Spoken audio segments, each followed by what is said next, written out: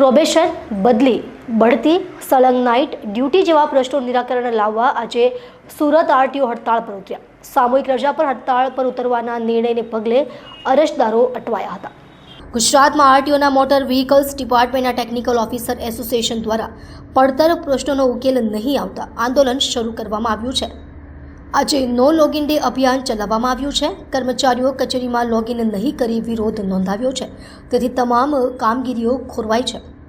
નો login ડેના કારણે આજે જે અરજદારોને અપોઇન્ટમેન્ટ આપવામાં આવી હતી તે અરજદારો સવારથી આરટીઓ કચેરી પહોંચી ગયા હતા. આરટીઓ કચેરીની અંદર પ્રવેશ ન આપવામાં આવતા બહાર લાંબી લાઈનો લાગી ગઈ હતી.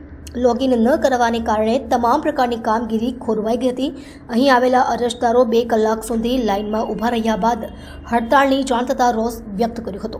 અમારું જે ગુજરાત ટેકનોલોજી એસોસિએશન દ્વારા જે આંદોલન કરવામાં આવી રહ્યું છે તેની અંદર આજનો જે કાર્યક્રમ છે એ નો લોગિન ડેનો કાર્યક્રમ છે, જેની અંદર આજે ગુજરાતની તમામ આરટીઓ ખાતે કોઈ પ્રકારનું કોઈ ટેકનિકલ ઓફિસર લોગિન નહીં કરે.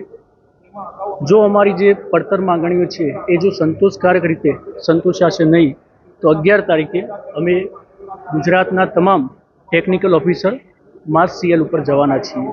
અને ત્યારબાદ પણ જો કોઈ હકારાત્મક સોલ્યુશન નહીં લાવવામાં આવે તો ગુજરાતના તમામ ટેકનિકલ ઓફિસર 15 તારીખથી સ્વયંભૂ રીતે માસ સીએલ ઉપર ઉતરી જશે.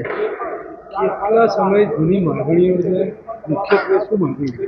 ઘણા લોકોના પ્રોબેશન પૂરા થયે 1 વર્ષ થઈ ગયું છે, 1 વર્ષથી પણ વધારે સમય થઈ ગયો છે, પણ એ લોકોનું હજુ સુધી પ્રોબેશનની કામગીરી પૂરી કરવામાં આવેલ નથી. ઘણા લોકોના પ્રમોશન ઘણા સમયથી બાકી રાખવામાં આવ્યા છે. એન્ફોર્સમેન્ટની કામગીરી દરમિયાન ઘણા બધા અમને તકલીફો પડી રહી છે.